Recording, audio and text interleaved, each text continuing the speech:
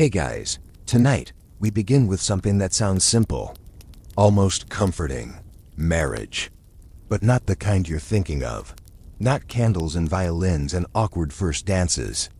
No, tonight we're stepping quietly into the stone corridors of medieval Europe, where marriage was less about love and more about survival, power, and occasionally very questionable family trees.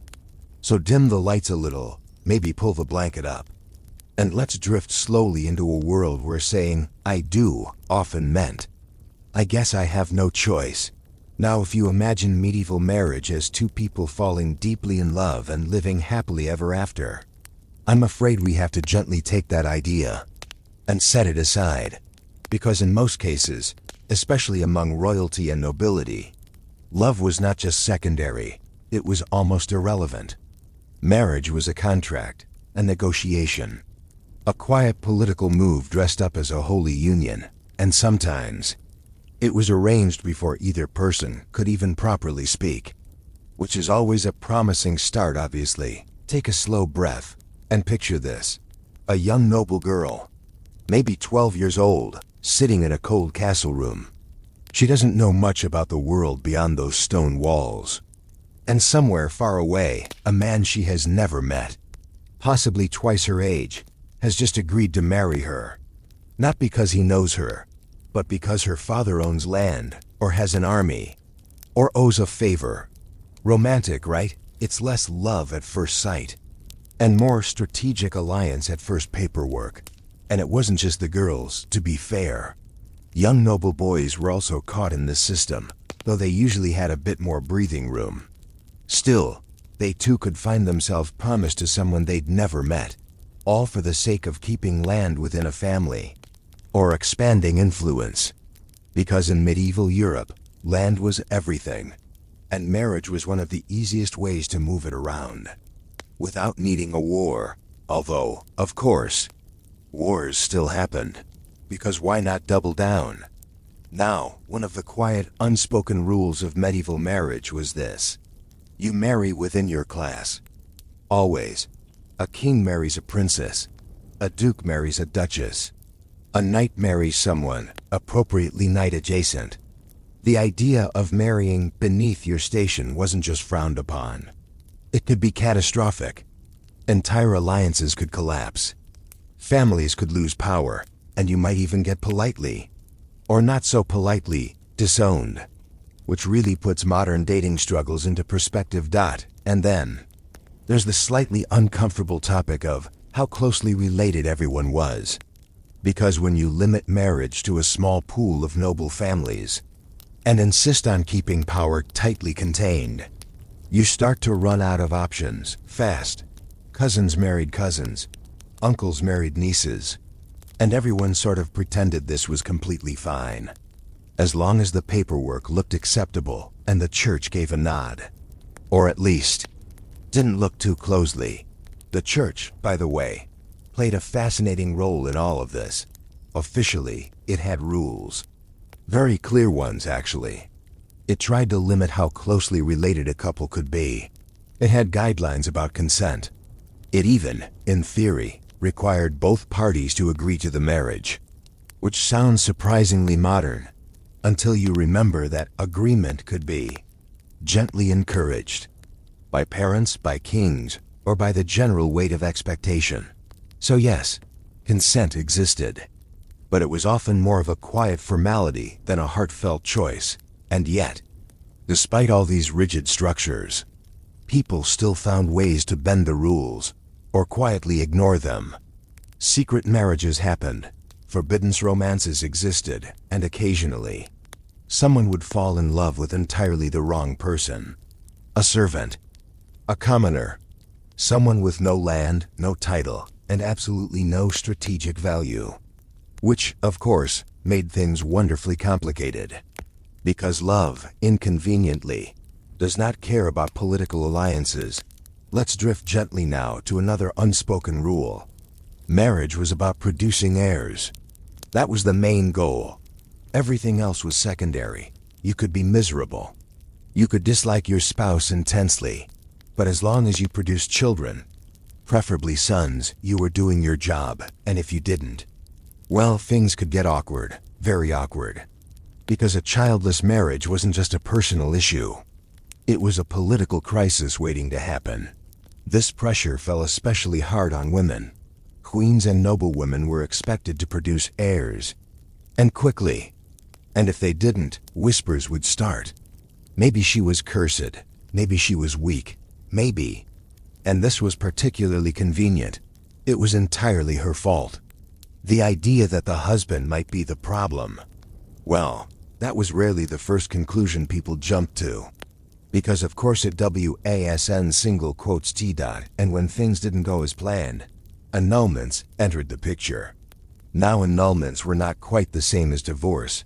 They were more like declaring that the marriage had never truly existed in the first place, which sounds simple, but required a very convincing argument, usually involving technicalities, like we're actually too closely related, which, as we've discussed, was often true, but only suddenly became an issue when it was politically convenient. Kings, in particular, became quite skilled at this.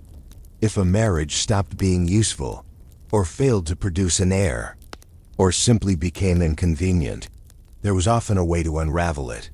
With enough influence and a cooperative church authority, almost anything could be explained away, because in medieval politics, flexibility was key, especially when wrapped in religious language. Now let's pause for a moment and consider the emotional side of all this, because behind these alliances and contracts, there were still human beings, people with feelings, hopes, fears, and sometimes very quiet disappointments. Imagine entering a marriage knowing that love is optional, that your main role is to fulfill a duty, and that your personal happiness is at best a secondary concern. It's not exactly the fairy tale version we're used to, and yet, some couples did find companionship, even affection, over time. Living together, sharing responsibilities, raising children. They could develop a kind of partnership, not always passionate, but steady, familiar, almost comfortable, which, in a world as uncertain as medieval Europe, might have been its own kind of happiness, or at least a workable arrangement. Of course, not all marriages were calm or cooperative. Some were filled with tension, rivalry, even quiet resentment. Power struggles could emerge, especially if one partner felt sidelined, or if political interests clashed, and because these were often public unions, any conflict could ripple outward, affecting entire regions. So a disagreement between husband and wife wasn't just personal, it could become diplomatically inconvenient. Let's gently shift now to the idea of dowries. Because nothing says romance quite like a carefully calculated transfer of wealth. A dowry was essentially the bride's contribution to the marriage. Land, money, goods, sometimes all of the above. And it wasn't just a gift. It was a negotiation tool, a way to make the marriage more appealing. Because, naturally, alliances came with price tags. On the other side, there was also the concept of a bride price or jointure, provisions made for the wife's support, especially important if she became widowed. Because widowhood was another quiet reality of medieval life. Life expectancy wasn't exactly generous, and many women found themselves navigating life after marriage, often still quite young, sometimes with children, sometimes with new responsibilities, and occasionally with the option to remarry and start the whole process again. And speaking of remarriage, it was surprisingly common, particularly for widows and widowers among the nobility, because alliances needed to be maintained, lands needed to be secured, and life, as always, moved on. So a person might go through multiple marriages in a lifetime, each one shaped less by personal choice, and more by shift in political needs. Now, here's an interesting little detail. Medieval people were not entirely without romantic ideas.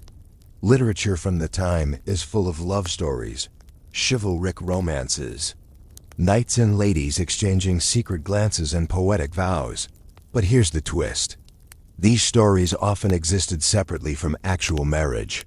Love was something you might experience outside of your official union, which creates a slightly odd situation where your spouse is your partner in duty and someone else might be your partner in affection.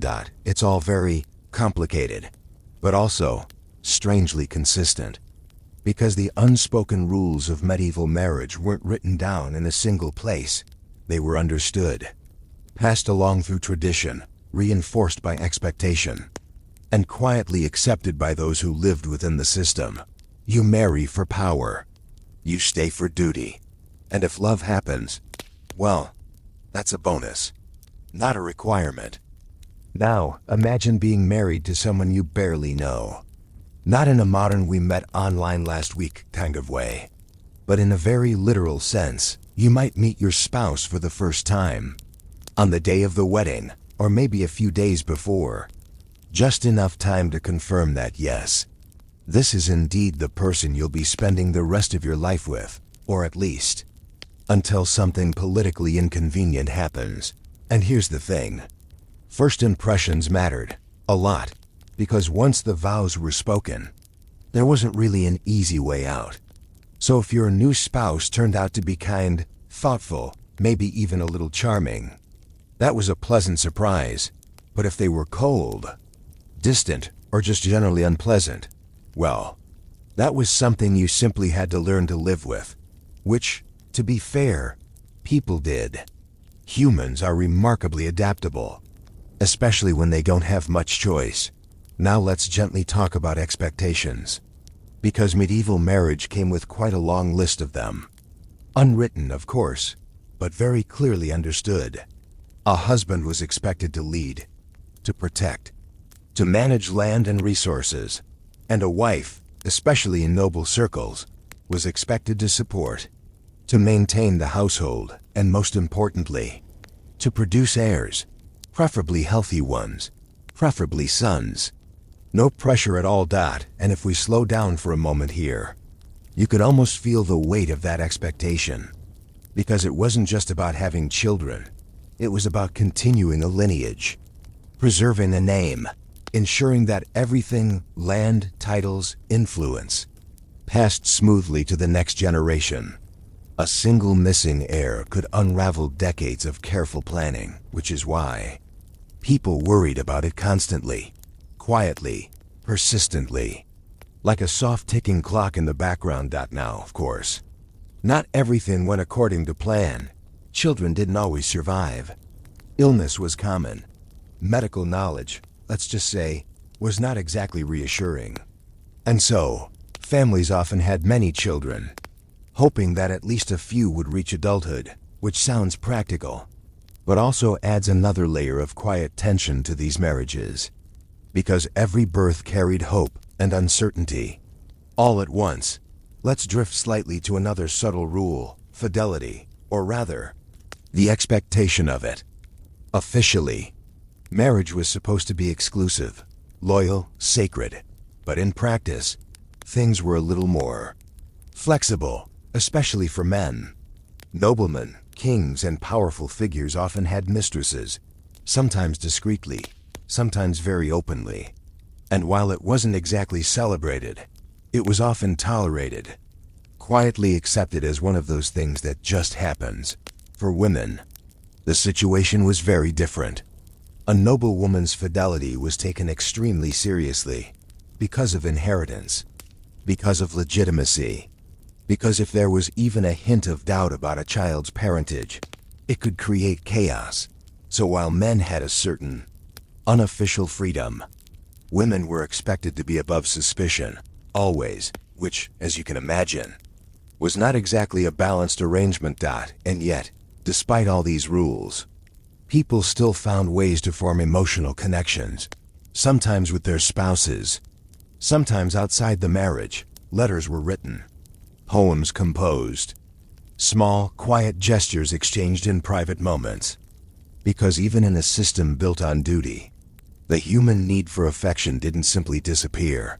It just adapted, became quieter, more careful. Now, let's gently wander into the idea of reputation, Because in medieval society, reputation was everything. A good marriage enhanced it. A bad one, or even a slightly questionable one, could damage it.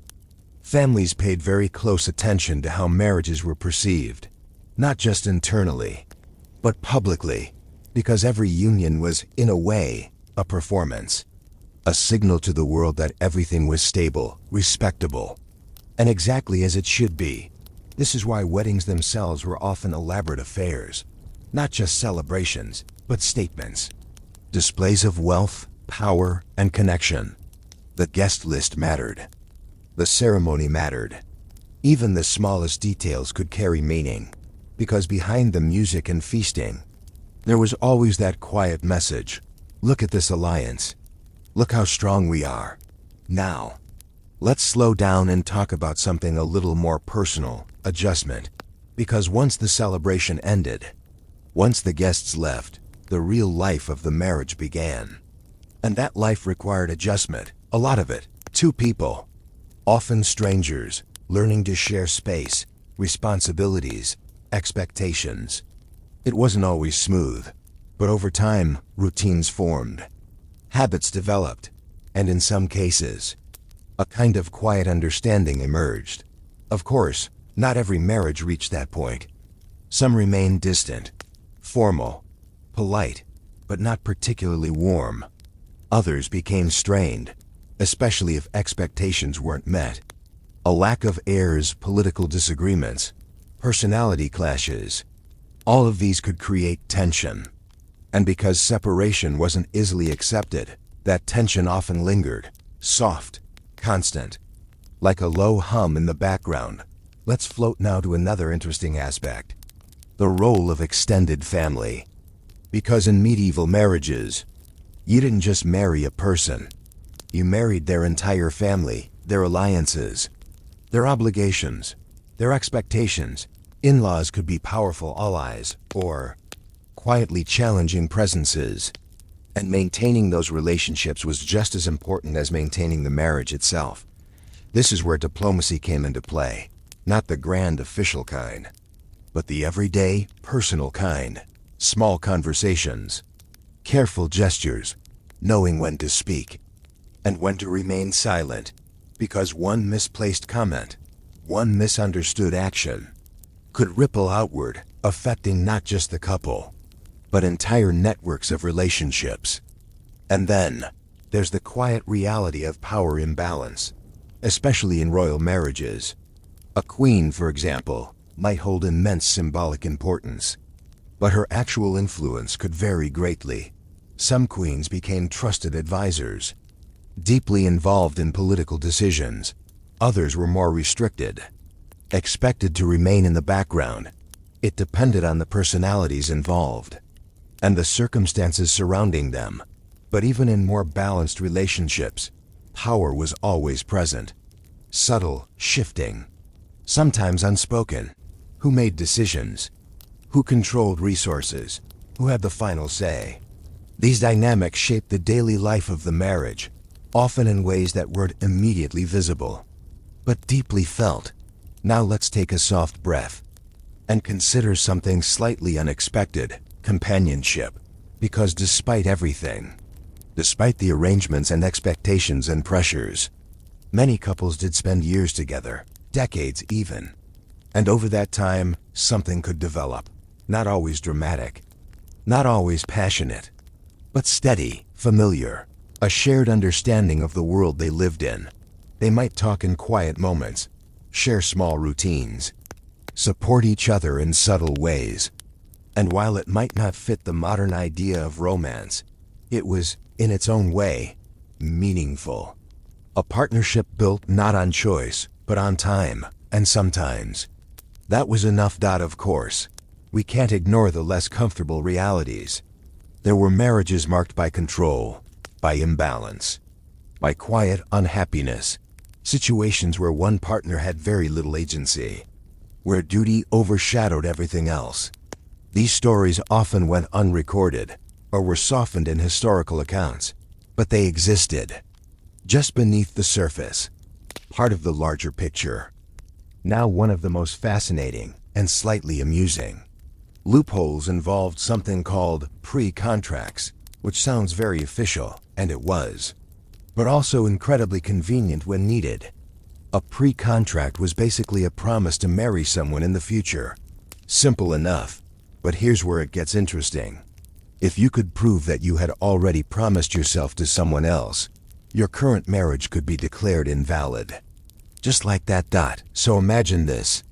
You're a nobleman stuck in a marriage that's no longer politically useful, or perhaps just not ideal. Suddenly, you remember that years ago, you made a binding promise to marry someone else, maybe a childhood agreement, maybe a quiet understanding, and now, this forgotten promise becomes incredibly important. Convenient timing, of course. The church would investigate, sometimes seriously, sometimes less so. And if the claim held up, the marriage could be undone. A neat little escape hatch. And of course, this wasn't always used honestly. Documents could appear, witnesses could be found. Stories could be gently adjusted.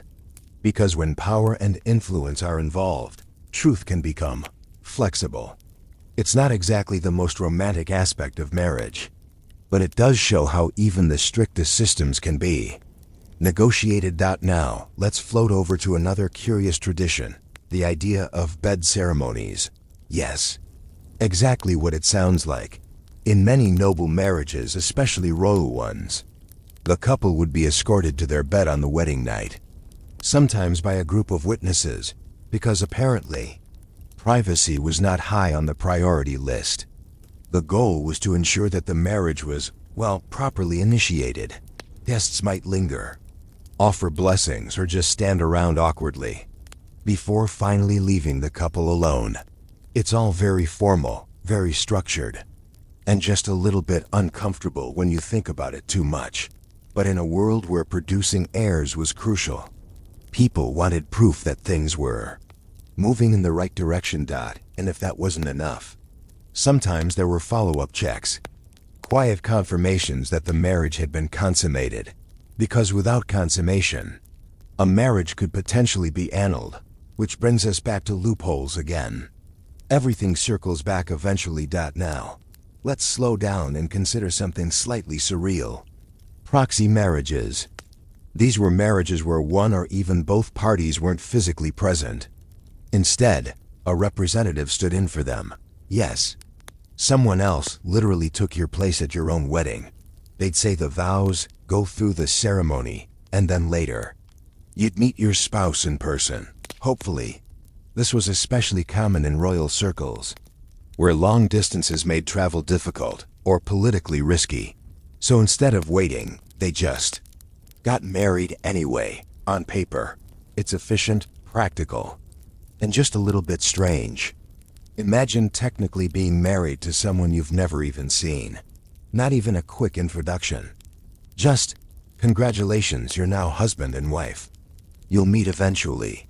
And when they did finally meet, well, that moment carried a lot of weight, because now, the reality of the marriage set in. This is the person. This is your partner. No turning back. At least not easily. So first impressions, again, mattered quite a bit. Now let's gently wander into the world of test marriages. Not official ones, but situations where couples would live together, sometimes under informal arrangements, before fully committing. This wasn't exactly encouraged by the church, but it did happen, quietly, especially in certain regions. A sort of, let's see how this goes, approach. Medieval edition. And speaking of regional differences, it's worth noting that medieval Europe wasn't a single uniform place. Customs varied. Traditions shifted. What was normal in one region might be unusual in another. Some areas allowed more flexibility. Others were more rigid. So while there were general patterns, there was also a surprising amount of variation beneath the surface. Now, here's something a bit ironic. Despite all the control surrounding marriage, there were moments where individuals had surprising agency, especially in lower social classes. Peasants, for example, often had more freedom to choose their partners. Not complete freedom, but more than the nobility. Because their marriages, while still important, didn't carry the same political weight. So while a noble woman might be carefully matched to secure an alliance, a peasant woman might actually marry someone she knew. Someone she liked, someone from her own village. It's a small detail, but an interesting contrast. Less power sometimes meant slightly more personal choice. Of course, life as a peasant came with its own challenges. Hard work, limited resources, uncertainty. So even if there was more freedom in choosing a partner, the overall life was far from easy. Every level of society had its trade-offs, just in different forms. Now, let's drift into a slightly stranger corner. The idea of handfasting. This was a kind of informal marriage, or betrothal, where a couple would join hands and make a commitment, sometimes for a set period of time. A year and a day, for example. After that, they could decide whether to make it permanent. It sounds surprisingly modern, almost like a trial period. But again, it wasn't always officially recognized by the church, so its status could be a bit uncertain. Still, it shows that even in a structured system, people experimented with different ways of forming relationships. And then, there were cases of mistaken identity, rare, but not unheard of, especially in proxy marriages or long-distance arrangements. Stories exist of individuals arriving to meet their spouse, only to realize that something was not quite as expected. Maybe the portrait was flattering, maybe the description was optimistic, and now, here you are, already married. Adjusting your expectations in real time. Let's take a slow breath here, because this next part is quietly fascinating. Marriage could also be used as a form of peacemaking. Two rival families, or even kingdoms, might arrange a marriage to settle conflicts. A union meant to bring stability, to calm tensions, and sometimes it worked, at least for a while. But of course, people are people, and underlying issues don't always disappear just because there's a wedding.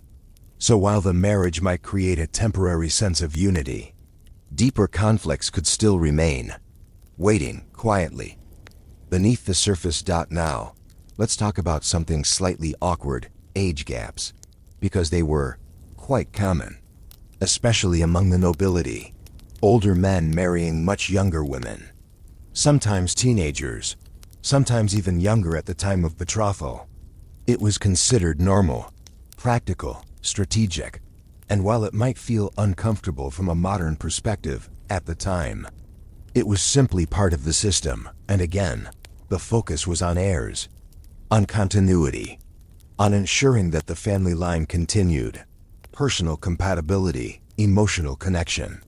These were secondary concerns. If they happened, that was nice. If not, well, life went on. Now, here's a small but interesting detail. Gifts. Medieval marriages often involved elaborate exchanges of gifts, jewelry, land, clothing, items of symbolic value. These weren't just tokens of affection. They were statements, indicators of wealth and status, and sometimes subtle reminders of obligation. Because gifts, in this context, weren't always freely given. They came with expectations, with meaning, with a quiet understanding of what the relationship represented. Everything was layered. Everything had purpose. Let's gently shift to another unusual aspect: the role of superstition. Medieval people were deeply aware of signs, omens, little details that might indicate whether a marriage would be successful. The timing of the wedding, the weather, even small accidents could be interpreted as good or bad signs. A broken object, a stumble, an unexpected noise, all could carry meaning. It added another layer of tension, another quiet thing to worry about. Because if something went wrong early on, people might wonder, is this a sign? Is something not quite right? And yet, despite all of this, marriages continued, day after day, year after year. People adapted. They found ways to make the system work, or at least, to live within it. Some found happiness. Some found stability. Now imagine being a king. You are expected to marry for alliance, to secure your kingdom, to produce heirs. All very serious, very important. But what if, somewhere along the way, you fall in love with someone who is completely unsuitable? Not a princess, not a noble equal, just someone. It's inconvenient. It's impractical. And of course, it happens anyway. One of the unspoken truths of medieval royal life is this. Kings often had two parallel worlds, the official one, with their queen, their court, their carefully arranged marriage, and the unofficial one, filled with personal attachments, private relationships, and emotional connections that didn't quite fit into the official narrative. And everyone, quietly, knew. Mistresses, for example, were almost expected in some royal courts. Not formally acknowledged, of course, but rarely hidden very well either. A king might shower attention, gifts, even influence, on a favored companion. Sometimes these women gained significant power, not through title, but through proximity. It's a subtle kind of influence, but very real. And then there's the queen, who often had to navigate this situation with a kind of quiet dignity, publicly composed, politically aware, and very careful. Because reacting too strongly could create instability, but ignoring it entirely, well, that required a certain level of emotional endurance. It's a delicate balance, one that many queens had to master whether they wanted to or not. Now, let's drift into a slightly more complicated situation. When a royal didn't just have a discreet relationship, but wanted to change their marriage entirely. Perhaps the alliance no longer served its purpose. Perhaps there was no heir, or perhaps, and this is where things get messy, the king simply preferred someone else. This is where the system really starts to stretch, because ending a royal marriage wasn't simple. It required justification, legitimacy, a reason that could be presented to the church and to the world. And so, reasons were found, or created. Maybe the couple was too closely related. Suddenly a problem after years of marriage.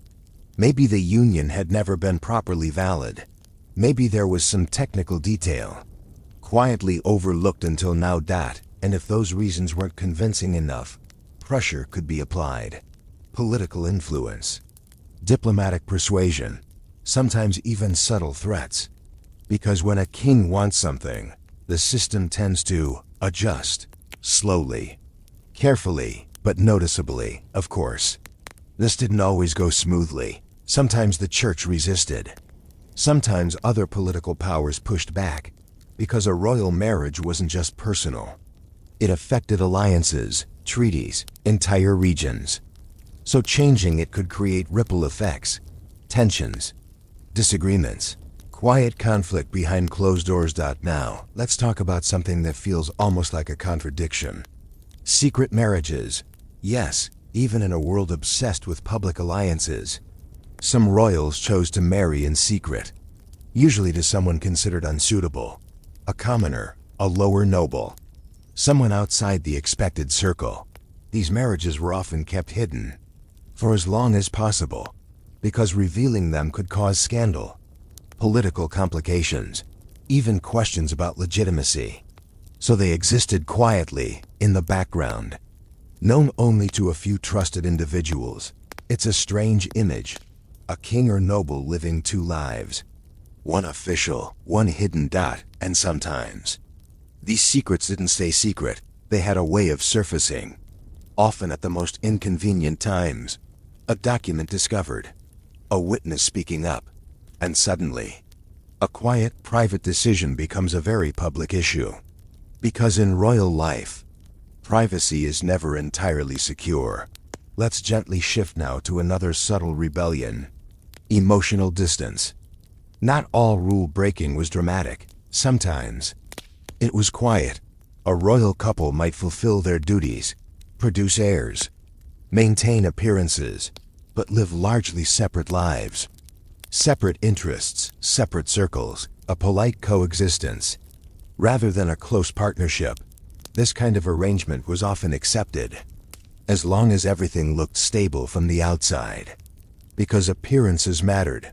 If the kingdom was secure, if the lineage continued, then the personal dynamics of the marriage were less important. At least publicly. Now, here's something quietly interesting. Some queens and noble women found ways to assert influence within these constraints. Through correspondence, through alliances within the court, through careful, strategic actions. They might not always have formal power, but they could still shape events. Subtly, effectively. And occasionally, a royal woman would step beyond those subtle boundaries, taking on a more active role, influencing decisions, even challenging expectations. These moments stand out, not because they were loud, but because they were rare, small shifts within a very structured system. Of course, not every attempt to bend the rules was successful. Some led to conflict, isolation, even quiet downfall. Because while power offered flexibility, it also came with scrutiny. Every action, every decision, could be observed, judged, and remembered. Now, let's drift into the idea of public image. Because for royals, marriage was always partly about perception. A strong, stable marriage projected order, continuity, confidence. So even if things were complicated behind the scenes, the public version needed to remain calm, composed, reassuring. This meant appearances were carefully managed. Public events, ceremonies, shared moments designed to present a united front. And often, it worked. The illusion held. Because most people only saw what they were meant to see. But occasionally, cracks would show, small signs of tension, rumors circulating, observers noting subtle details. And while nothing might be openly acknowledged, the sense of something being not quite right could linger. Let's take a slow breath here and consider the human side again. Because behind all these strategies and adjustments, there were individuals navigating expectations that left little room for personal choice. Some adapted, some resisted quietly. Some simply followed the path laid out for them, step by step. And in those quiet moments, away from court, away from expectations, you can imagine them thinking, reflecting, perhaps wondering what life might have been like with a little more freedom, a little more say in their own story. But of course, that wasn't the world they lived in. Now imagine being a girl in medieval Europe, not a queen, not a princess, just someone born into a modest noble family, or even a village. From a young age, your future is already taking shape, quietly, without much input from you. Conversations happen around you, arrangements discussed in rooms you're not part of. And one day, it's decided. You're getting married. And that decision, once made, is rarely questioned. Because marriage isn't just about you. It's about your family, their stability, their reputation, their survival. So even if you feel uncertain, or afraid, or simply not ready, those feelings don't carry much weight in the larger picture. They exist. But quietly, for many young brides, the transition into marriage was abrupt. One day, you're in a familiar environment, surrounded by people you know. And the next, you're in a new household, with new expectations, new responsibilities, and a husband who may still feel like a stranger. It's a shift that requires quick adjustment, whether you're prepared or not. And here, in these quieter lives, the emotional side of marriage becomes even more subtle. There are no grand political stakes, no international alliances, just everyday reality, learning routines, managing the household, navigating relationships, finding small moments of stability in a world that doesn't pause to ask how you feel. Now, let's take a slow breath and consider something important. Despite the lack of choice, people still built lives. They formed connections, raised families, created routines that gave structure to their days. It wasn't always joyful, but it wasn't always bleak either. It existed somewhere in between, in that quiet space where life simply continues. For some, affection did grow over time, familiarity, shared experience, small acts of kindness. These things could slowly shape a relationship. Not dramatic, not passionate in the way stories often describe, but steady, reliable, and sometimes that was enough. But of course, not every story followed that path. There were marriages marked by distance, by imbalance, by quiet endurance. Situations where one partner held most of the power, and the other adapted as best they could. These stories rarely appear in grand historical records, but they were very much part of everyday life. Let's gently talk about silence, because it played a significant role in these marriages. Feelings weren't always expressed openly. Concerns weren't always voiced. Instead, people carried things internally, adjusting quietly, accepting what they couldn't change, finding ways to move forward, one day at a time. And yet, even within that silence, there were moments of individuality, small choices, personal habits, ways of shaping one's own space, however limited it might be. A favorite activity, a friendship, a routine that brings comfort. These details might seem minor, but they mattered. Now, let's drift toward another aspect: community, especially in village life. Marriage didn't exist in isolation. It was part of a larger social fabric. Neighbors, extended family, shared responsibilities. This network could provide support, guidance, sometimes even a sense of belonging that softened the edges of an arranged life. In these settings, marriage was less about grand strategy and more about partnership and daily survival, working together, managing resources, raising children. It was practical, grounded, shaped by immediate needs rather than distant ambitions. And interestingly, this practicality sometimes allowed for a different kind of connection.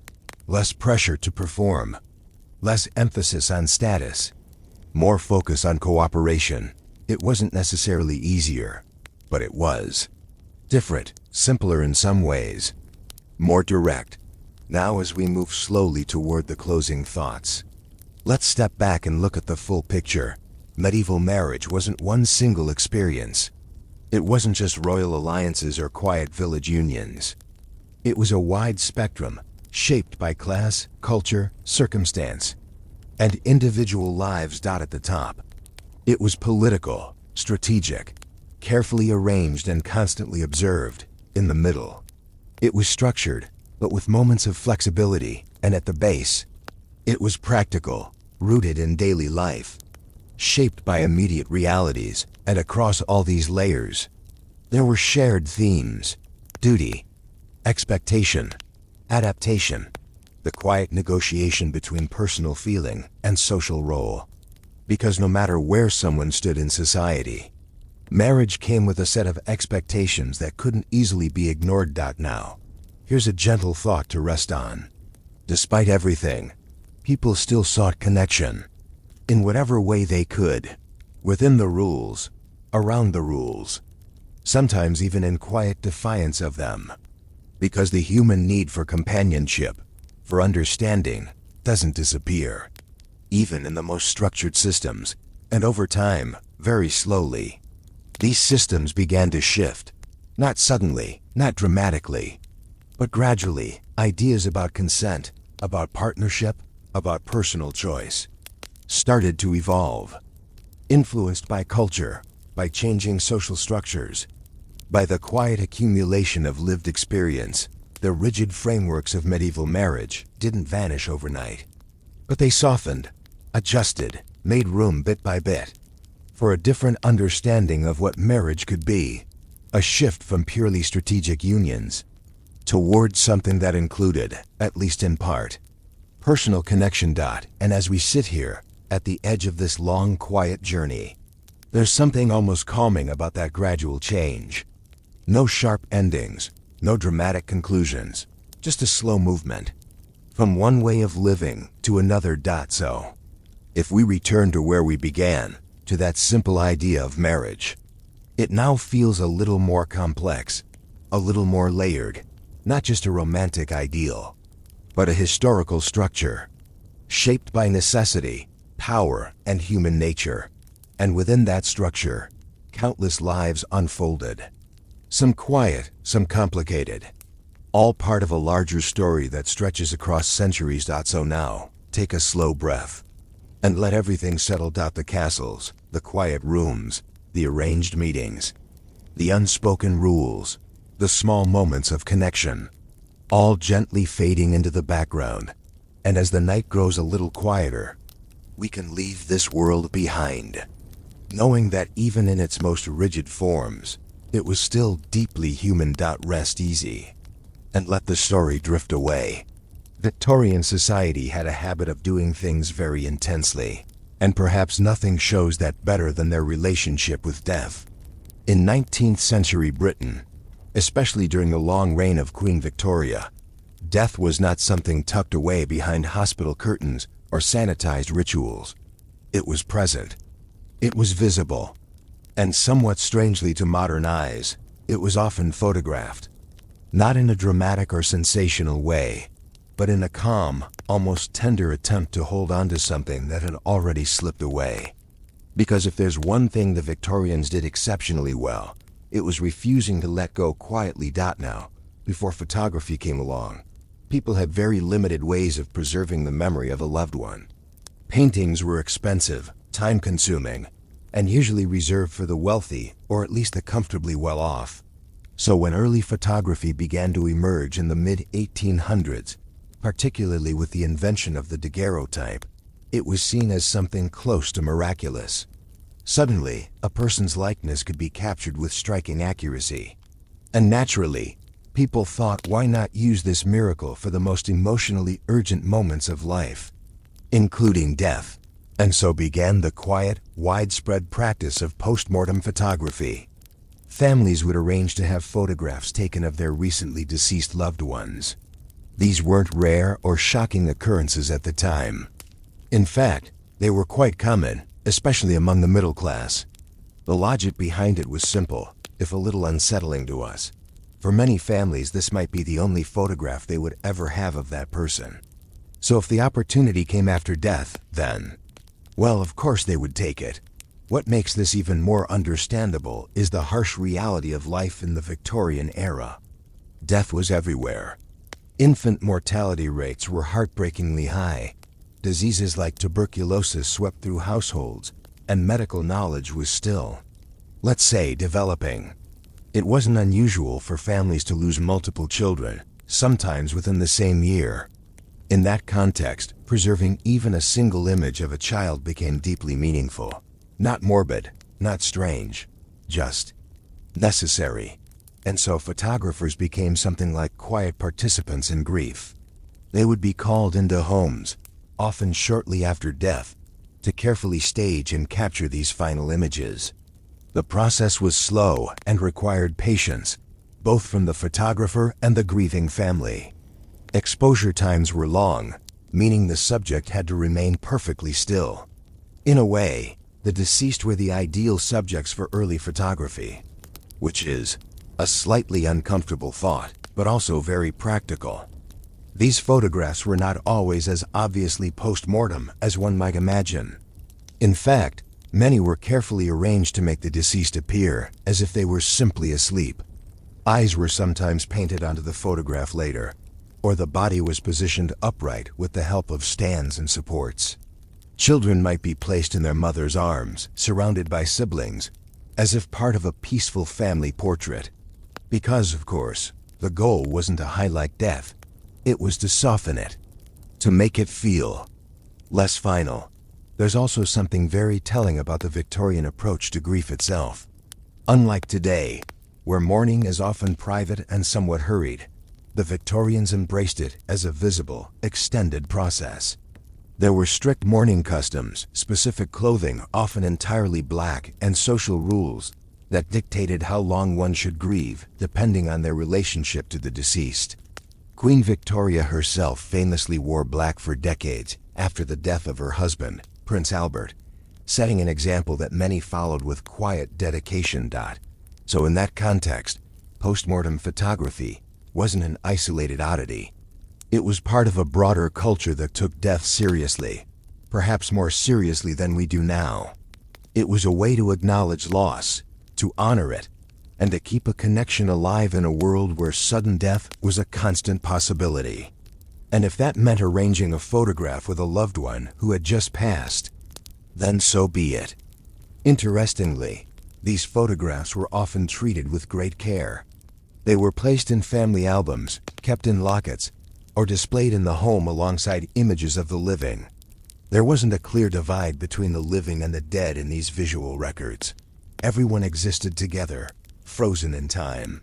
Which, if you think about it, is both comforting and just a little eerie in that quiet, Victorian way. It's also worth noting that the photographers themselves developed specific skills for this kind of work. They had to understand how to position the body naturally, how to use lighting to create a softer effect, and how to manage the expectations of grieving families. Some even specialized in post-mortem photography, becoming known for their ability to create images that felt less like records of death and more like gentle goodbyes. Not exactly a job you'd see advertised today, but at the time, it was an important service. Now, from a modern perspective, it's easy to look at these photographs and feel a sense of discomfort. We're not used to seeing death presented this way. Today, death is often hidden, managed by professionals, and kept at a distance. But for the Victorians, it was part of everyday life. And their response to it was not avoidance, but engagement. They faced it directly, even if that meant posing for one last photograph with someone who would never open their eyes again. There's also a subtle emotional honesty in these images. They don't try to deny what has happened, but they also don't dwell on it in a dramatic way. Instead, they sit somewhere in between quiet, composed, and deeply personal. They reflect a moment when time seems to pause, when the chaos of grief is gently held still, just long enough to capture something that feels permanent. Of course, not all post-mortem photographs were serene.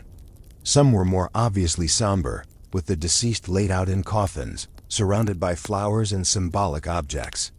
These images often had a more formal, almost ceremonial quality. They weren't trying to disguise death, but rather to present it with dignity and structure. Because if there's one thing the Victorians appreciated, it was a well-organized emotional experience.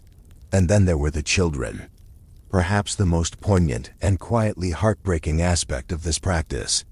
Many post-mortem photographs feature infants or young children, dressed carefully, sometimes surrounded by toys or flowers. In some cases, these are the only images that exist of them, which adds a layer of quiet significance to each photograph.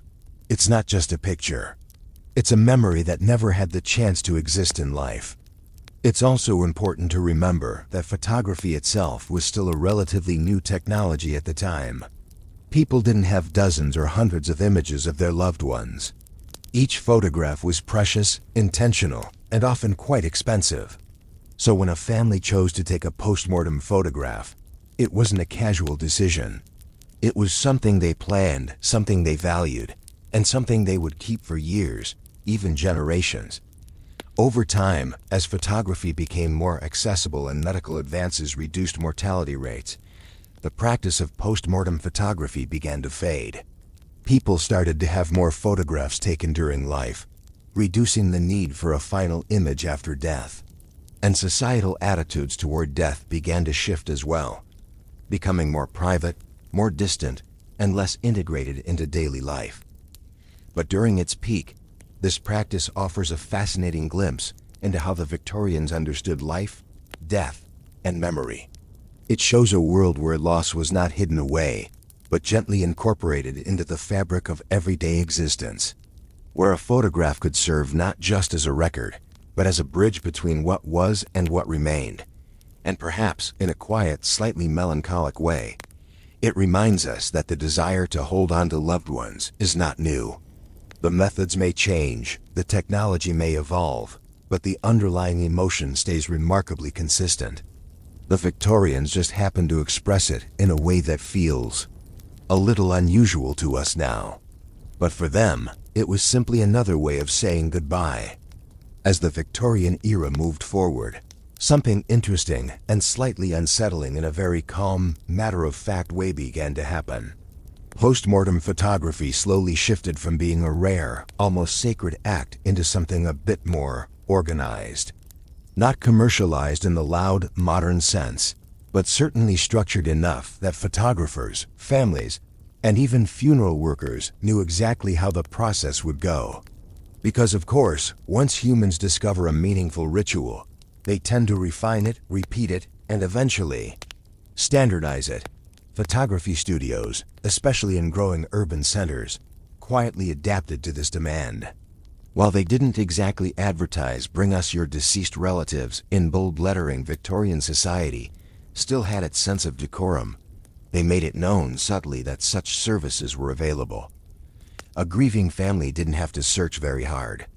Word of mouth, social circles, and community networks ensured that everyone knew who to call when the moment came. And so, the act of photographing the dead became, in a strange way, part of the expected sequence of loss. Some photographers even preferred working in the home rather than the studio. It was more comfortable for the family, and frankly, it avoided the slightly awkward logistics of transporting a body across town. So they would arrive quietly, often with large, cumbersome equipment, setting up in a well-lit room near a window. Natural light was essential back then, since artificial lighting was, let's say, not exactly photography-friendly. And so, these moments of grief unfolded in soft daylight, with an eerie kind of calm. There was also a certain artistry involved, though not in a dramatic or flamboyant sense. More like careful arrangement. The deceased would be dressed in their best clothing. Hair would be combed, faces gently positioned, hands arranged in a natural pose. In some cases, small props were included, books, flowers, or personal items that reflected the person's life. It was less about creating something beautiful and more about creating something recognizable. Something that said, yes, this was them. And then there were the poses. Oh, the poses. Victorian photographers developed a whole quiet language of positioning the body. Lying down was the most obvious, often resembling peaceful sleep. But sometimes, especially with children, the body would be propped up. Hidden stands and supports were used to keep them upright, giving the impression of life. Not in a theatrical way. No one was trying to fool themselves completely, but just enough to soften the reality. Because why face the full weight of death when you can gently blur the edges? One particularly fascinating detail is the use of eye enhancement. Since the eyes of the deceased were understandably closed, photographers or artists would sometimes paint open eyes onto the final image. It wasn't always perfect. In fact, it could be slightly uncanny. But again, the goal wasn't realism in the modern sense. It was emotional comfort, a suggestion of presence, a quiet illusion that the person was still, somehow there. Now, if we gently zoom out for a moment, this entire practice reflects something deeper about Victorian culture. They weren't just obsessed with death, they were structured about it. Everything had rules. Everything had a proper way of being done. From mourning clothes to funeral etiquette, to how long you were expected to grieve, there was a kind of social script. And post-mortem photography fit neatly into that script, like another step in a carefully choreographed process. And speaking of mourning, the Victorians took that very seriously, especially under the influence of Queen Victoria, who, after losing Prince Albert, entered a prolonged period of visible grief that lasted decades. She wore black almost exclusively, avoided public appearances, and essentially turned mourning into a long-term lifestyle. Naturally, society followed her example, because when the Queen decides something, it tends to become fashionable, even if that something is lifelong sadness. This cultural environment made postmortem photography feel less strange and more appropriate. It wasn't about being morbid. It was about being respectful, thoughtful, proper. A family that chose to preserve the image of a loved one was not seen as odd, but as devoted, as people who cared deeply enough to remember. And in a world where memory was one of the few things you could truly hold on to, that mattered.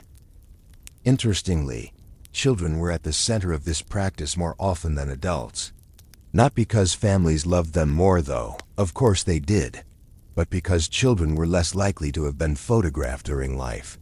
Adults might have had a portrait taken at some point, especially if they were part of the middle or upper class.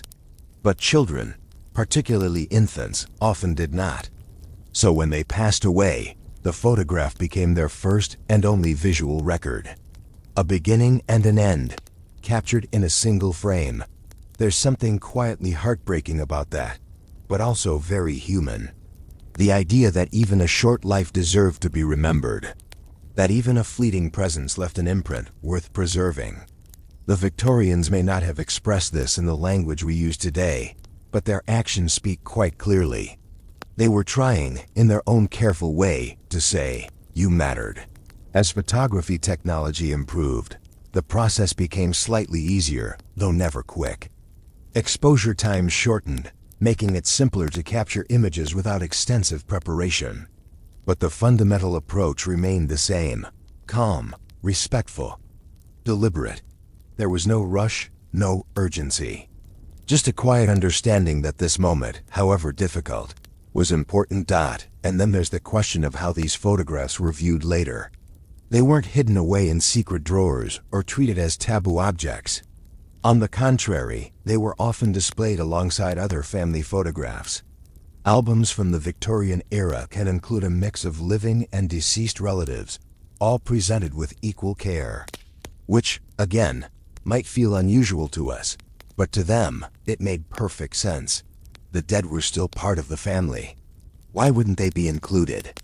This blending of life and death in visual form created a kind of continuity. A sense that the boundary between the two was not as absolute as we tend to think. That memory could bridge the gap.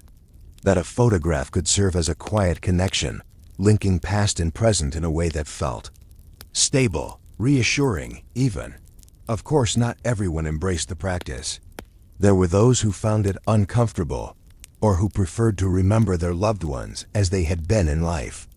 But overall, the cultural acceptance was strong enough that post-mortem photography remained a common practice throughout much of the Victorian period.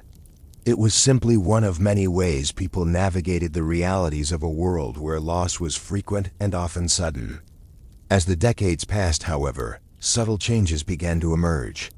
Medical advancements slowly improved survival rates. Photography became more accessible, allowing people to capture images throughout life rather than waiting for a final opportunity. And societal attitudes toward death began to shift, becoming more private, more restrained, and less openly integrated into daily routines. But during its height, this practice reveals something deeply telling about the Victorian mindset. They didn't turn away from death. They didn't hide it behind layers of abstraction. Instead, they approached it with a kind of quiet practicality. Not cold, not detached, but steady. As if acknowledging that while death was inevitable, it could still be handled with care, with dignity, and with just a hint of gentle illusion. And perhaps that's what makes post-mortem photography so fascinating today. It's not just about the images themselves, but about what they represent. A culture that found a way to live with loss, not by ignoring it, but by weaving it into the fabric of everyday life. A culture that looked at the end of life and thought, in its own calm, slightly peculiar way. Let's take one last picture. As the Victorian era began to drift toward its later years, the practice of post-mortem photography didn't suddenly disappear. It didn't end with a dramatic shift or a collective decision where everyone agreed, "All right, that's enough of that." Instead, much like the slow, steady tone of the era itself, it simply faded, quietly, gradually, almost politely, as if it didn't want to disturb anyone on its way out. One of the biggest reasons for this shift was, unsurprisingly, progress. Photography itself became more accessible, more affordable, and far more common in everyday life. Families no longer had to wait for a significant moment like death to justify the expense of a photograph. People began taking pictures during birthdays, gatherings, and ordinary afternoons. And once you already have multiple images of someone alive and smiling, the need for a carefully staged final portrait becomes A bit less urgent. At the same time, medical science was making steady improvements. It wasn't perfect, far from it, but it was enough to reduce the constant looming presence of death that had defined earlier decades. Infant mortality rates slowly declined. Diseases that once swept through households with ease became slightly more manageable. And with that, the emotional landscape began to change. Death was still present, of course, but it was no longer quite so routine. And when something stops being routine, people start to treat it differently. The Victorian comfort with openly displaying death began to soften. Mourning rituals, once highly structured and very visible, became more private. The elaborate rules about clothing and behavior started to loosen. Even the long periods of formal grief, inspired in part by Queen Victoria after the loss of Prince Albert, gradually felt less necessary to the next generation. Society, in its usual way, decided to move on. Gently but firmly.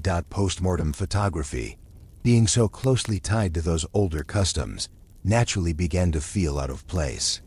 Not wrong, exactly, just outdated. A practice from a time when people lived closer to death, both physically and emotionally. And as that distance grew, so did the discomfort. What had once felt like a tender gesture started to seem a little too direct, a little too intimate for changing sensibilities. There's also the simple matter of familiarity. The more common photography became, the less special each individual image felt. In the early days of the daguerreotype, a single photograph carried enormous weight. It was rare, deliberate, and deeply valued. But as technology improved and cameras became easier to use, photographs multiplied. They became part of everyday life rather than rare emotional artifacts. And when something becomes ordinary, it often loses its role in extraordinary moments. Another subtle shift came from the rise of professional funeral services. As cities grew and societies became more organized, death itself became managed, handled by professionals who specialized in preparing bodies, arranging ceremonies, and guiding families through the process. This created a kind of separation between the living and the dead, a buffer that didn't exist in earlier Victorian homes. Where once families were directly involved in every step, they now stepped back, allowing others to take over. And with that separation came a change in perception. Death became something that happened behind closed doors, in designated spaces, rather than in the center of the home. It was still acknowledged, still respected, but no longer integrated into daily life in the same immediate way. And in that new context, inviting a photographer to capture a final image began to feel unnecessary, even a bit intrusive. Interestingly, the emotional need behind postmortem photography never truly disappeared. The desire to remember, to hold on to a visual connection, remained as strong as ever. It simply found new forms. People kept photographs taken during life. They held on to personal belongings. They wrote letters, kept diaries, and preserved memories in ways that felt more aligned with evolving social norms. The method changed, but the feeling stayed exactly the same. There's also something to be said about changing ideas of what a good memory looks like. For the Victorians, a peaceful image of a loved one at rest was comforting. It suggested calm, dignity, and a kind of gentle closure. But later generations began to prefer images that captured life in motion: smiles, gestures, expressions, moments that felt active rather than still. And naturally, postmortem photography didn't quite fit that preference. By the early 20th century, the practice had become increasingly rare in mainstream society. It didn't vanish completely. There were still pockets where it continued, often influenced by cultural or regional traditions. But it was no longer a widespread or socially expected behavior. Instead, it became something people looked back on with curiosity or quiet confusion, or, occasionally, a slightly raised eyebrow. And yet, when modern viewers encounter these photographs today, there's often a shift in perspective after the initial surprise. What might first appear unsettling begins to reveal something more nuanced. These images are not about morbidity or fascination with death. They are about connection, about memory, about a very human reluctance to say goodbye too quickly. If anything, they highlight how much cultural context shapes our understanding of behavior. What feels strange to one era can feel completely natural to another. The Victorians were not trying to be eerie or unusual. They were responding to their circumstances with the tools and beliefs they had available. And in that sense, their actions are no more unusual than our own ways of coping with loss. It's also worth noting that modern technology has, in some ways, brought us full circle. Today, people take thousands of photographs, capturing every stage of life. We document birthdays, vacations, ordinary meals, and fleeting expressions. We preserve voices, videos, messages. And when someone passes away, we revisit those recordings, those images, holding on to them in ways that feel very familiar, even if the format is different.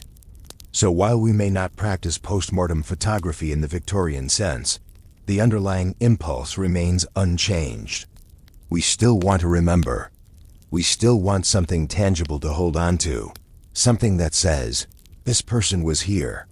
They existed. They mattered. The Victorians simply approached that need with a kind of quiet directness that we perhaps have softened over time. And in a way, there's something almost peaceful about their approach. No rushing, no avoidance. Just a calm acknowledgement of reality, paired with a gentle attempt to preserve what could be preserved. It wasn't perfect. It wasn't always comfortable. But it was honest in its own steady, understated way. As we reach the end of this topic, it becomes clear that post-mortem photography is less about death and more about how people choose to live with it. How they integrate loss into their understanding of the world. How they create meaning in moments that might otherwise feel overwhelming. And the Victorians, with all their formality and quiet intensity, found a way to do that through the simple act of taking a photograph. So the next time you come across one of these images, it might feel a little unusual at first. That's understandable. But if you look a bit closer, and perhaps a bit more slowly, you'll see something familiar beneath the surface.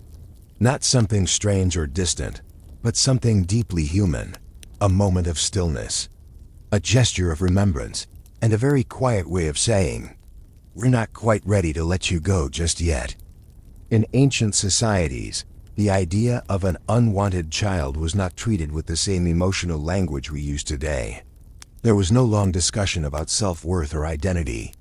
Instead, it was often viewed in very practical terms. Could the family support another mouth to feed?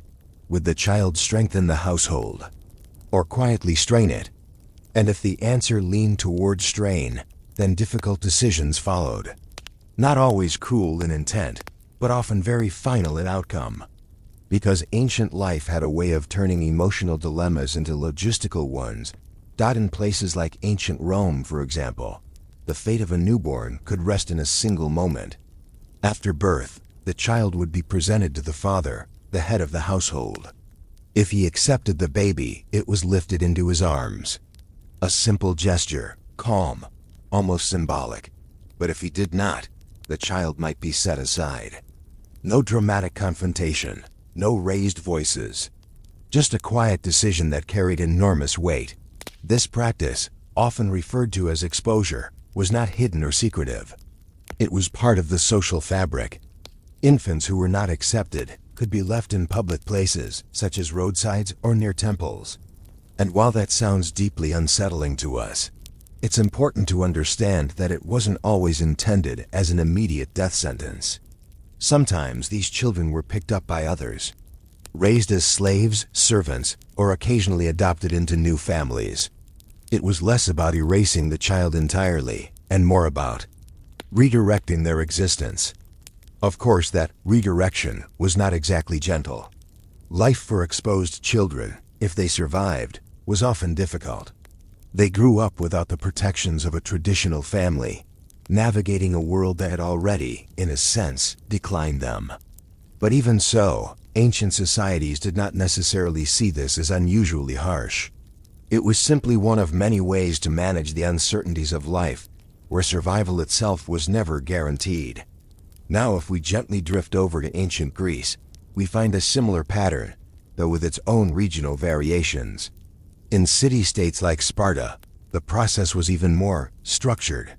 Newborns were inspected by elders, and if a child was deemed weak or unlikely to grow into a strong citizen, they might be left to die. Not out of personal cruelty, but as part of a broader belief system that prioritized physical strength and societal stability. Efficiency, you could say. Though perhaps not the comforting kind. In Athens, things were slightly less rigid, but the core idea remained. Families had the authority to decide whether to raise a child. Economic hardship played a significant role. A poor household might simply not have the resources to care for multiple children. And in those cases, exposure became a grim but accepted option. Again, not hidden, not whispered about, just understood. Interestingly, gender also played a role in these decisions. Female infants were more likely to be exposed than males, largely because sons were seen as future providers, while daughters required dowries. It's a very practical calculation, in a quiet, uncomfortable sort of way. One that reveals how deeply economics shaped family life in the ancient world. Affection existed, of course, but it often had to coexist with survival. Let's float gently toward ancient China, where similar patterns can be observed, though expressed through different cultural frameworks. Here too, unwanted children, particularly girls, were sometimes abandoned or given away. The preference for sons was tied to lineage, ancestor worship, and the continuation of the family name. A daughter, while valued in many ways, did not fulfill the same societal role. And so, difficult choices were made, often quietly, within the household. In some cases, children were not abandoned outright, but were instead given to other families. Adoption, informal and unregulated, was relatively common.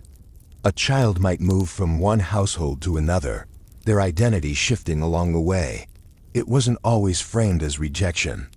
Sometimes it was presented as opportunity, a chance for the child to grow up in a more stable environment. Though, of course, the reality could vary quite a bit. In ancient India, the situation was equally complex. Texts and historical records suggest that unwanted children, particularly girls, could be neglected or abandoned, especially in times of economic stress. However, there were also strong cultural and religious influences that emphasized duty, family bonds, and the value of life, which created a kind of tension. Ideals on one side, realities on the other, and that tension is something we see across nearly all ancient societies. On paper, many cultures valued children, family continuity, and social stability. But in practice, those values had to be balanced against very real limitations: food, space, resources, the basics of survival. And when those were stretched too thin, the decisions that followed were often quietly pragmatic. It's also worth noting that not all unwanted children were unwanted in the emotional sense. Some were simply born at the wrong time, into the wrong circumstances. A child born during a famine, or into a struggling household, might face a very different fate than one born into stability. The label of unwanted can be misleading. It suggests a lack of care, when in many cases, it was more about a lack of options. There were also instances where physical deformities or illnesses influenced these decisions. In societies with limited medical knowledge, a child with visible health issues might be seen as unlikely to survive or contribute to the family. And so again, exposure or abandonment became a possibility. Not out of cruelty, but out of a belief, however flawed, that it was the most practical course of action. Some ancient texts even attempt to justify these practices philosophically. Thinkers like Aristotle discussed population control and the role of the state in managing it. While his ideas were more theoretical, they reflect a broader acceptance of the concept that not every child would or should be raised. A perspective that feels distant today, but was woven into the intellectual fabric of the time. And yet, Despite all this, there are also countless examples of compassion. Stories of individuals rescuing abandoned children, raising them as their own. Communities stepping in to provide care. Informal networks of support that existed alongside the harsher realities. Because even in a world shaped by necessity, human empathy still found ways to express itself. In some regions, religious institutions began to play a role in caring for abandoned children. Temples, monasteries, and other centers of worship sometimes offered refuge. Not always systematically, but enough to create small pockets of protection. These efforts, while limited, hint at the beginnings of more organized forms of social care that would develop in later centuries. As we move through these different societies, a pattern emerges. The concept of an unwanted child was less about rejection in a personal sense, and more about the intersection of survival, culture, and circumstance. It was shaped by economics, by social expectations, and by the limitations of the time. And while the outcomes could be harsh, they were rarely seen as unusual. From a modern perspective, it's easy to view these practices with discomfort, and that reaction is completely natural. But it's also important to understand the context in which they occurred. Ancient societies operated under very different conditions, with different priorities and constraints. Their choices, while difficult to accept today, were often responses to challenges that we no longer face in the same way. So as we continue, we'll gently explore how these children navigated the paths laid out for them. Some found new families. Some became part of the labor force. And some, quietly, disappeared from the historical record altogether. Not because they didn't matter, but because the world they lived in didn't always have the means to remember them. And in that quiet absence, there's a kind of story too. One that doesn't shout or demand attention, but simply exists in the background. A reminder that history is not only shaped by kings and empires, but also by the small, often overlooked lives that move through it. Briefly, quietly, and sometimes without a place to truly belong. Once an unwanted child had been left behind, whether on a roadside, near a temple, or simply handed over to someone else, their story didn't necessarily end there. In fact, in many cases, it was only just beginning, though not in the comforting storybook sense. More in a quiet, uncertain drifting. A kind of life shaped less by choice and more by whoever happened to pick them up next. Which, as you can imagine, led to very different outcomes depending on timing, location, and a bit of luck. In places like ancient Rome, one of the most common fates for exposed infants was to be taken in and raised as slaves. Not exactly a warm family reunion, but still, technically, survival. These children would grow up in households where they worked from a young age, learning tasks that ranged from domestic chores to skilled labor. And while that sounds harsh, and it also meant they became part of the social and economic system in a very direct way. They were not invisible. They were simply assigned a role. Some of these children, interestingly enough, could eventually gain their freedom. Roman society had a system where slaves could be manumitted or freed, often after years of service. So an exposed infant might grow up as a servant, then later become a freed person with limited rights and opportunities. Not exactly a fairy tale ending, but perhaps a slightly less bleak version of what might have been expected at the beginning. There were also cases where abandoned children were taken in by couples who could not have children of their own. Informal adoption, if we can call it that, existed in many ancient societies. It wasn't regulated, and it didn't come with paperwork or official recognition. But it happened, quietly. A child would be brought into a household, raised as part of the family, and over time, their origins might simply fade into the background. Now, let's drift over to ancient Greece again, where a similar pattern emerges. Exposed children who survived were often picked up by individuals looking for labor. Shepherds, farmers, artisans, people who needed extra hands. And since these children had no formal family ties, they were easier to integrate into a working environment. Not necessarily kinder, just more convenient. In some Greek stories and myths, we even see a slightly romanticized version of this pattern. Children abandoned at birth who later grow up to achieve great things. It's a recurring theme. A kind of narrative reassurance that even the most uncertain beginnings can lead to meaningful lives. Though, in reality, most of these children did not become heroes or kings. They lived ordinary lives, shaped by the circumstances they were placed into.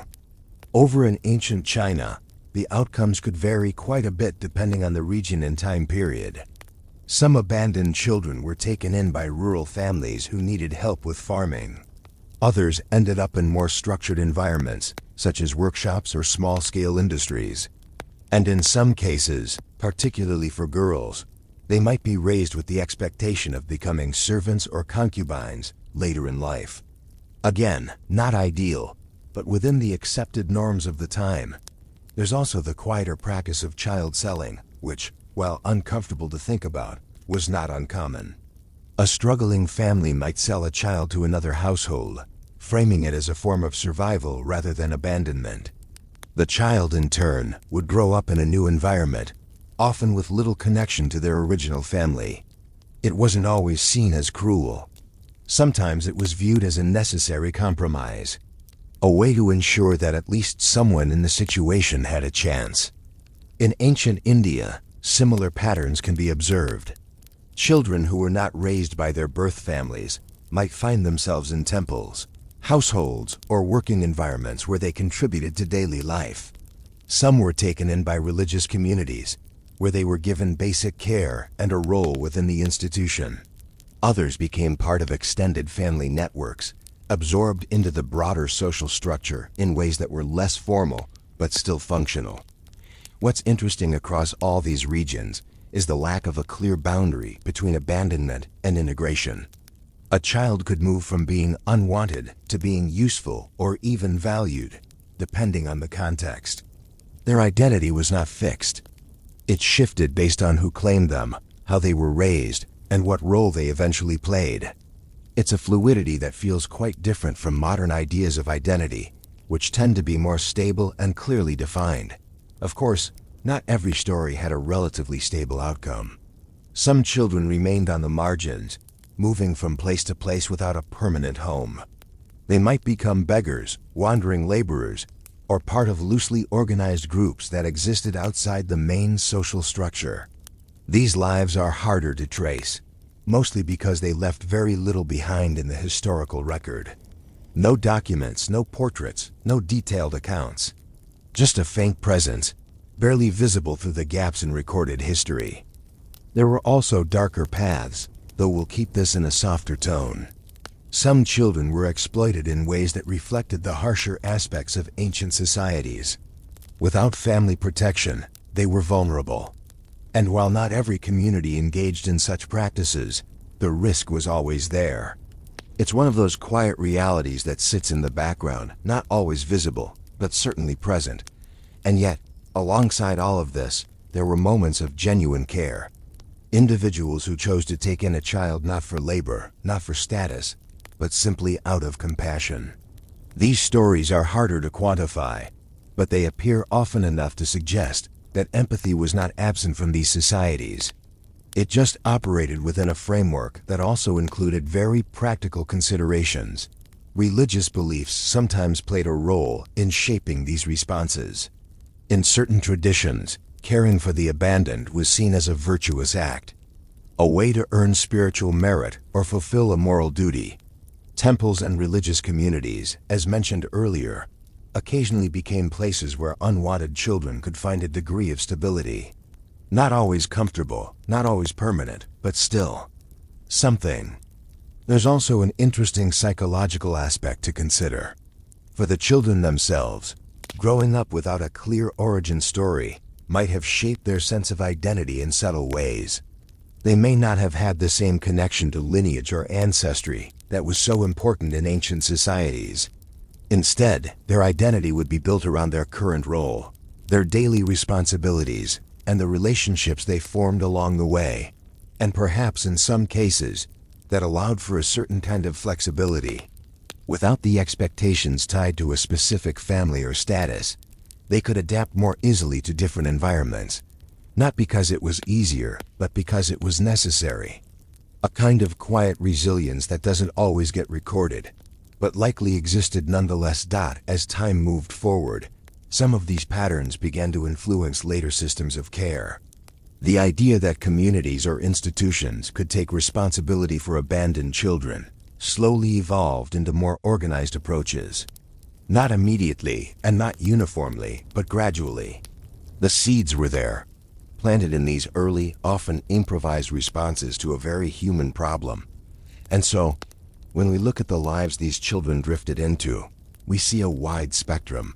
From servitude to adoption, from hardship to occasional stability.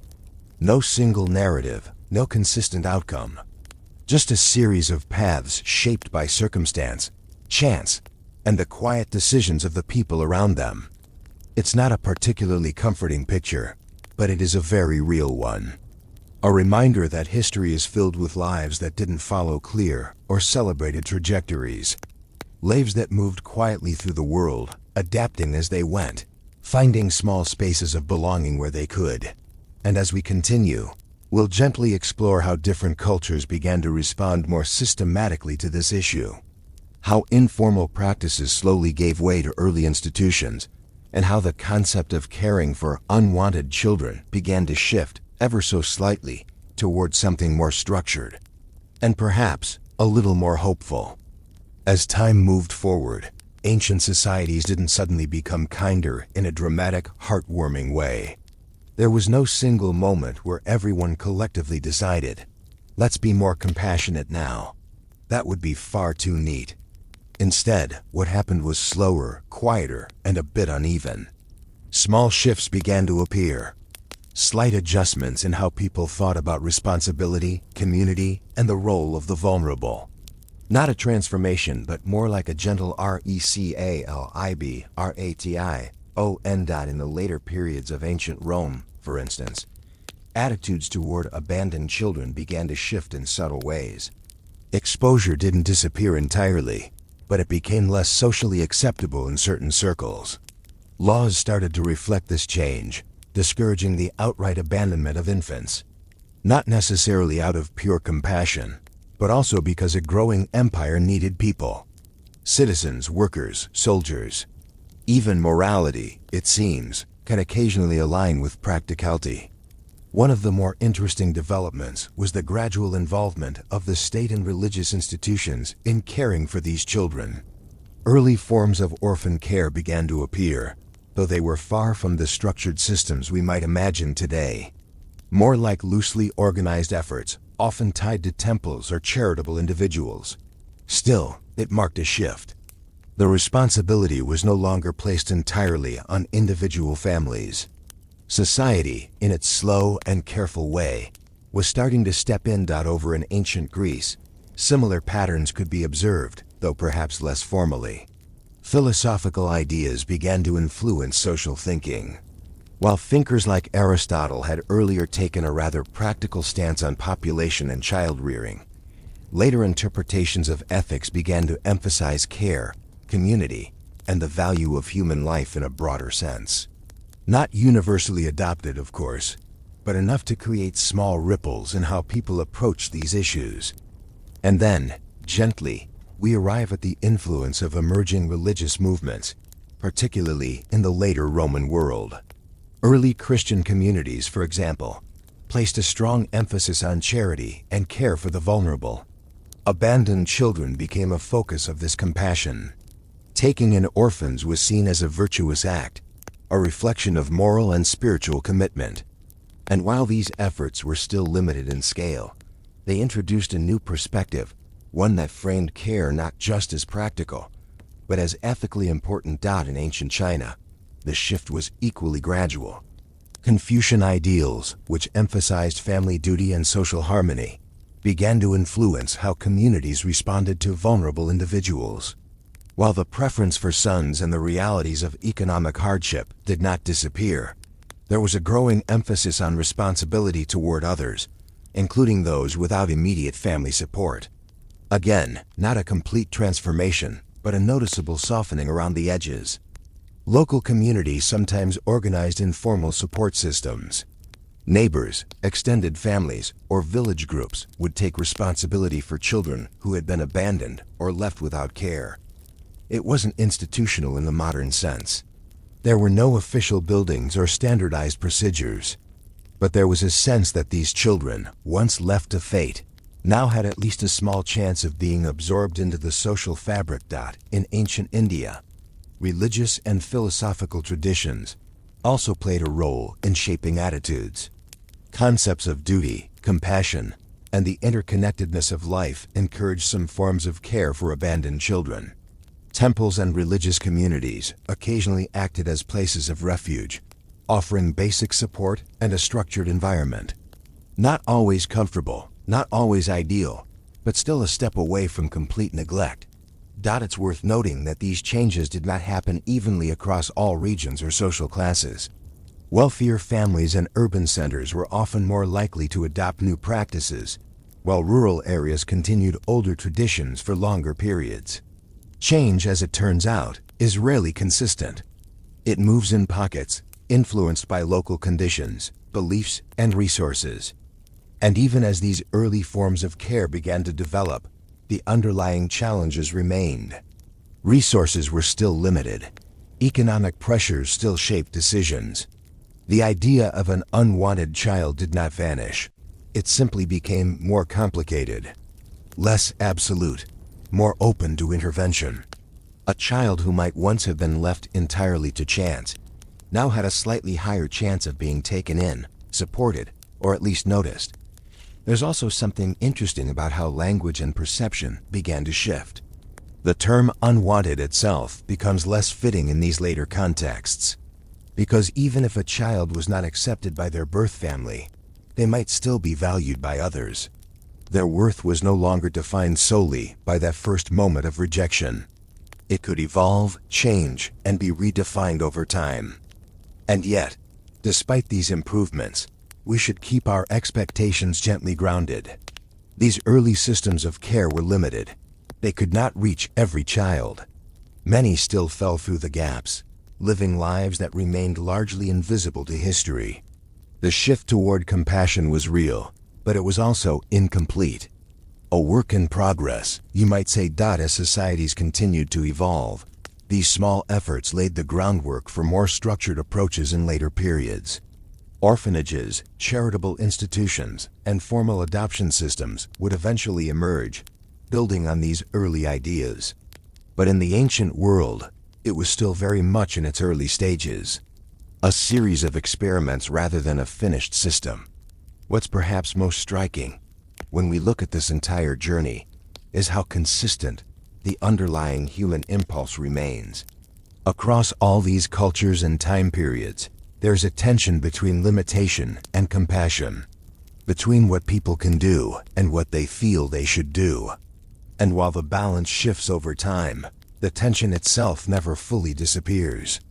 In a way, the story of unwanted children in ancient societies is not just about hardship or neglect. It's also about adaptation, about how communities respond to difficult realities, how they create systems imperfect, evolving systems to manage those realities, and how slowly, almost reluctantly, they begin to include more care, more responsibility, more awareness. It's a quiet kind of progress. Not dramatic, not immediate, but steady. The kind that doesn't make headlines or grand declarations, but gradually changes the texture of everyday life. A child who might once have been entirely alone now has a slightly better chance of being seen, of being helped, of being included. And if we step back and look at the bigger picture, we can see how these early shifts connect to the present. Modern systems of child welfare, adoption, and social support did not appear out of nowhere.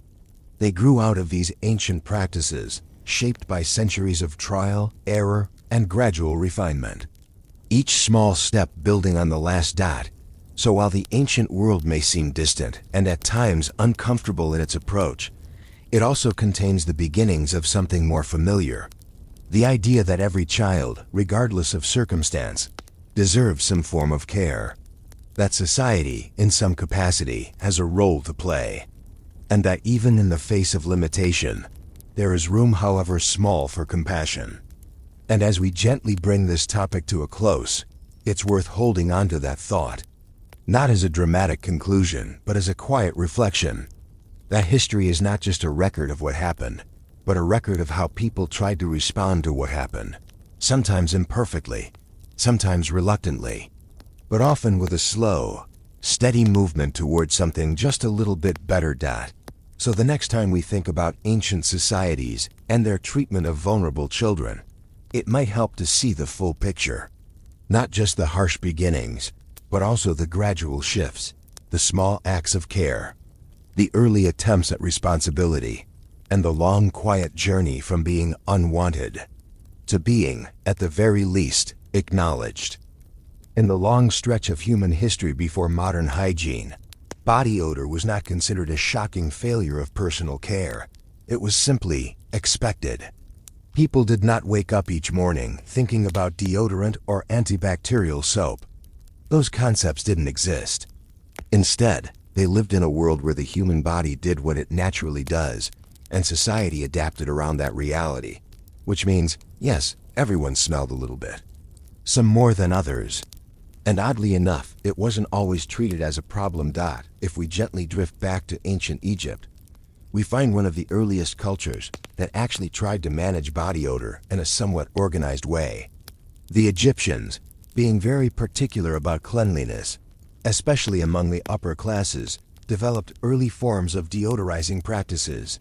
They bathed regularly in the Nile River and used scented oils to mask natural smells. Not eliminate them completely, of course. Just politely cover them up. These scented oils were often made from natural ingredients like myrrh and frankincense. Applied to the skin, they created a layer of fragrance that sat gently over the body's natural scent. Think of it less as removing odor and more as negotiating with it. A compromise between nature and social expectation. And for the wealthy, this was quite effective. For everyone else, well, let's just say the experience was a bit more earthy. Now, if we slowly float over to ancient Greece, things become slightly more relaxed. The Greeks did value cleanliness, especially in athletic contexts, because, of course, they spent a lot of time exercising in public spaces. But instead of soap as we know it, they used a combination of oils and scraping tools called strigils. After covering the body in oil, they would scrape it off, along with dirt and sweat, which sounds both efficient and mildly uncomfortable. This process, while effective in removing surface grime, didn't exactly eliminate body odor in the modern sense. It reduced it certainly, but the underlying scent of the human body remained. And again, this wasn't seen as particularly alarming. It was simply part of being human. A baseline condition, if you will. Something everyone shared, rather than something to be aggressively corrected. Let's glide gently into ancient Rome, where things become a bit more elaborate. The Romans loved their baths. Public bathhouses were a central part of daily life, especially in urban areas. People would gather, socialize, relax, and incidentally, clean themselves. The process involved multiple stages: warm baths, hot baths, cold baths, and plenty of oils and perfumes along the way. Now you might assume that this would lead to a particularly fresh-smelling population, and to some extent, it did. But it's worth noting that these baths were communal, and the water wasn't always changed as frequently as one might hope. So while people left feeling cleaner, the overall environment still had a certain richness of scent. A blend of oils, sweat, and humanity, all gently mingling together. Perfumes played a significant role in Roman society as well. Not just for masking body odor, but as a marker of status. The more refined and expensive your scent, the higher your social standing. So while everyone had a natural body odor, the wealthy could afford to layer it with pleasant fragrances. A kind of olfactory hierarchy, where smell became another way to signal identity. Now let's drift a little further into medieval Europe, where things take a slightly different turn. Bathing, which had been relatively common in earlier periods, became less frequent in some regions. Not entirely absent, but certainly less emphasized. There were various reasons for this: cultural shifts, religious beliefs, and even concerns about health.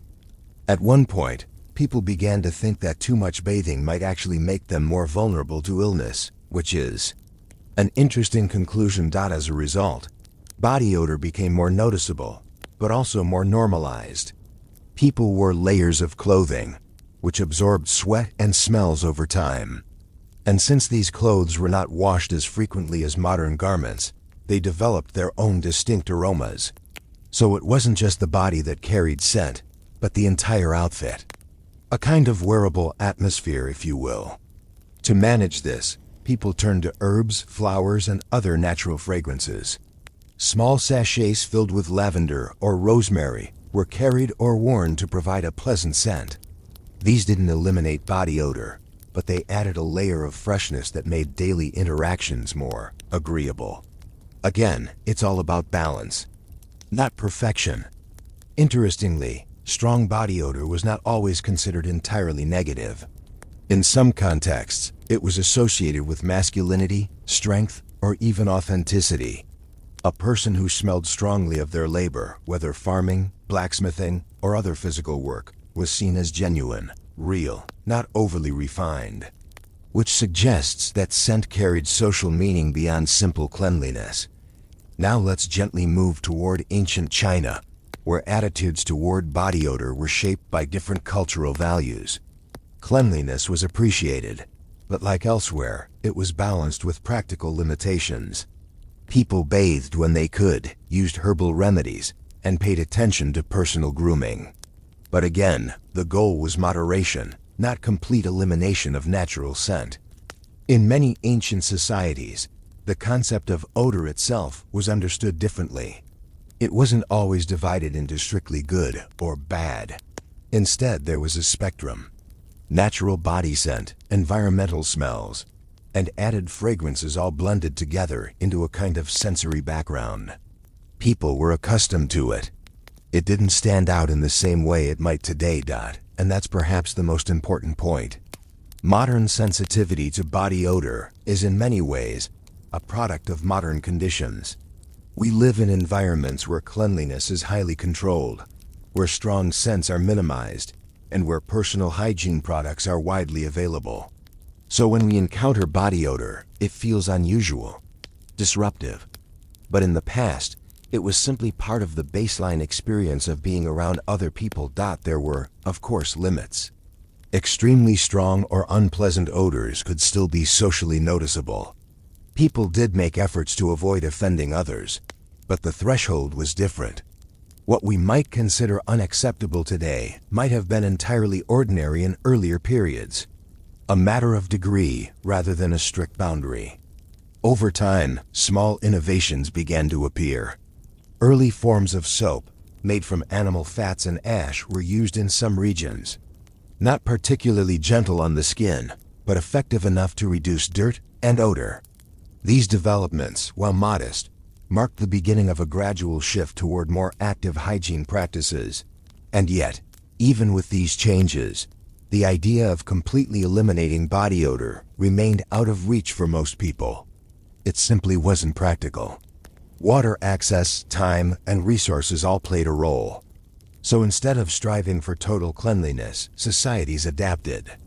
They found ways to live with natural scent, to manage it, to incorporate it into daily life without making it the central focus. As we move forward, we'll see how these practices evolved further, especially among royalty and elites, who had both the means and the motivation to distinguish themselves, yes, even through smell. Because when you're trying to appear superior in every possible way, naturally, you don't want to smell like everyone else. Or at least not exactly like everyone else. And in that quiet effort to stand out, we begin to see the early foundations of modern hygiene. Mixed, of course, with a fair amount of perfume, a touch of denial, and the occasional very enthusiastic use of flowers. As we gently move forward in time, the relationship between humans and their natural scent becomes a bit more creative. Not cleaner, necessarily, just more inventive. Because when eliminating body odor isn't entirely possible, the next logical step is to politely overwhelm it with something else. And that's exactly what many societies, especially the wealthy ones, decided to do. Let's float into the faiku courts of early modern Europe, where smelling pleasant became less about hygiene and more about presentation. In places like France, particularly under rulers like Louis XIV, perfume wasn't just an accessory. It was practically a lifestyle. The man famously loved fragrance so much that his court became known for it. Rooms were scented, clothes were scented, even furniture was scented. Because if you surround yourself with enough pleasant smells, surely nothing unpleasant can break through. In theory. Now, the slightly amusing part is that all this fragrance didn't necessarily come from a place of extreme cleanliness. Bathing habits during this period were inconsistent. There was a lingering belief that water, especially hot water, could open the pores and allow illness to enter the body. So instead of frequent washing, people leaned heavily on perfumes, powders, and scented fabrics. It was less about removing odor and more about layering over it. Generously, perfume itself became a symbol of wealth and sophistication. The more complex and exotic the scent, the better. Ingredients were sourced from across the world: flowers, spices, resins, and blended into elaborate fragrances. Wearing perfume signaled not just cleanliness, but status. It said, "I have access to things you probably don't," which, in royal courts, was always a useful message to send. And then there's the matter of clothing. Layers upon layers of fabric were worn, often made from heavy materials that didn't exactly breathe. These garments absorbed sweat and odor over time, creating a kind of personal scent profile that evolved throughout the day. Instead of washing the clothes frequently, people would air them out, brush them, or simply add more fragrance. Because why address the root of the issue when you can elegantly ignore it? Let's gently drift toward England, where similar trends can be observed among the upper classes. Perfumed gloves became particularly fashionable. Yes, gloves. Not just for style or warmth, but as a portable source of pleasant scent. You could wave your hand slightly, and voila, an aromatic experience for anyone nearby. Subtle, refined, and just a little bit strategic.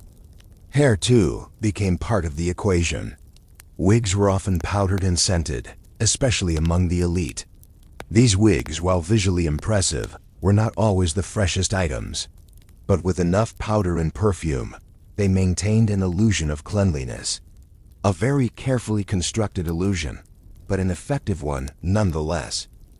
Now, if we take a slow step into the lives of ordinary people during this period, things look a bit different. Access to perfumes and luxury items was limited, so the approach to body odor remained more practical. People used what they had: herbs, simple soaps when available, and occasional bathing. The goal was not perfection, but manageability, keeping things within an acceptable range. Interestingly, strong natural scents were still not universally condemned. In some rural areas, the smell of hard work of fields, animals, and physical labor was simply part of life. It wasn't something to be hidden or corrected. It was, in a way, a marker of identity. You smelled like what you did, and that was perfectly fine. Meanwhile, in places like Ottoman Empire, hygiene practices took a somewhat different path. Bathing remained an important part of daily life, especially with the presence of hammams, or public bathhouses. These spaces allowed for regular cleaning, social interaction, and a more consistent approach to managing body odor. So while Europe was busy layering perfume over everything, other regions maintained more frequent washing habits. Let's also glide briefly toward Japan, where cultural attitudes toward cleanliness placed a strong emphasis on bathing. Regular washing was more common, and natural scents were managed through both hygiene and subtle fragrance. The balance between cleanliness and scent was approached with a kind of quiet discipline. Less about overwhelming the senses, more about maintaining harmony. Back in Europe, however, the reliance on perfume continued to grow.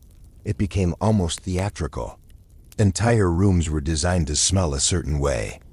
Personal accessories, fans, handkerchiefs, even jewelry were infused with fragrance. It was a full sensory experience, carefully curated to create an impression of refinement, even if underneath it all, things were slightly less refined. There's also something mildly ironic about all of this. The more people tried to mask natural odors, the more complex and layered their scent environment became.